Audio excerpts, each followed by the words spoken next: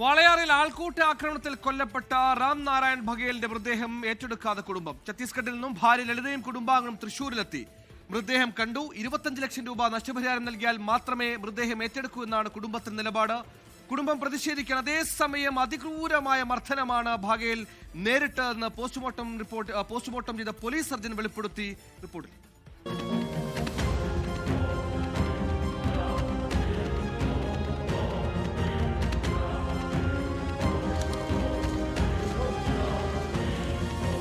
Thrissur medical college ആശുപത്രിയിലെത്തി രാംനാരായണൻ ബഘേലിന്റെ മൃതദേഹം കണ്ട് വിങ്ങിപ്പൊട്ടിയ കുടുംബാംഗങ്ങളെ ആശ്വസിപ്പിക്കാൻ ബന്ധുക്കളും ആക്ഷൻ കൗൺസിൽ പ്രവർത്തകരും പ്രയാസപ്പെട്ടു.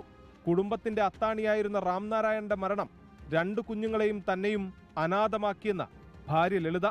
मेरे छोटे छोटे बच्चे, हम लोग गरीब आदमी हैं, हमें न्याय चाहिए. जब तक हमें न्याय नहीं मिलेगा तब तक हम यहीं रहेंगे.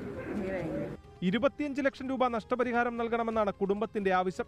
ആൾക്കൂട്ട കൊലപാതകത്തിനുള്ള വകുപ്പ് ഉൾപ്പെടെ ചേർത്ത് കേസ് ശക്തിപ്പെടുത്തണം.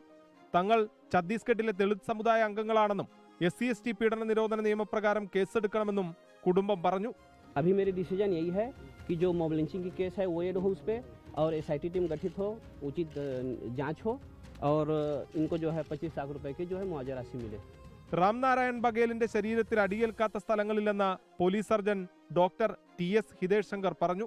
അത് വളരെ ബ്രൂട്ടലായ ഒരു മർഡറായി പോയി. ബോഡി മൊത്തം അടിച്ച പരിക്കുകളുണ്ടായിരുന്നു. പരിക്കില്ലാത്ത ഭാഗങ്ങൾ ഇല്ല എന്ന് തന്നെ പറയാം. ഈ അടി ഒരാളെ ശരീരത്തിൽ ഇത്രയധികം മർദ്ദനമേൽക്കുമ്പോൾ രക്തസ്രാവം ഉണ്ടാവും. അതുതന്നെയാണ് മരണകാരണം. ആൾക്കൂട്ട മർദ്ദനത്തിൽ സ്ത്രീകൾക്കും പങ്കുണ്ടെന്ന നിലപാടിലാണ് പോലീസ്. ആക്രമണത്തിൽ 15ഓളം പേർ പങ്കെടുത്തിട്ടുണ്ടെന്നാണ് പോലീസിന്റെ നിഗമനം. 24 തൃശൂർ.